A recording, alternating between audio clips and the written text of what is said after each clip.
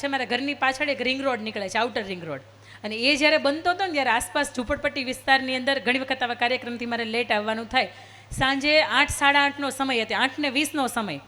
અને એની અંદર એક 8 વર્ષની દીકરીને મેં જોયું ને એને હોર્ન માર્યું ને મેં કીધું, બેટા બીક નથી લાગતી? આ કેટલું અંધારું છે, કોઈ આસપાસ છે નહીં. ત્યારે એક કાખની અંદર પોતાના 4 વર્ષના ભાઈને એને તેડ્યો હતો.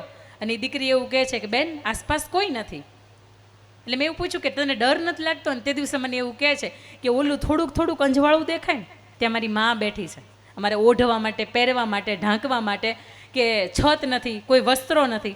અને માં બેઠી છે ને એને કોઈ રોગની અંદર કોઈ ખંજવાળ નામનો રોગ થયો છે. એટલે એ ખંજવાળે ને એટલે એમાંથી દુર્ગંધ નીકળે અને એમાંથી રસી અને એમાંથી લોહી નીકળે. એટલા માટે મારા પપ્પા અમને છોડીને જતા રહ્યા, નવા લગ્ન કરી નાખ્યા. મારી માં કમાઈ શકે એમ નથી.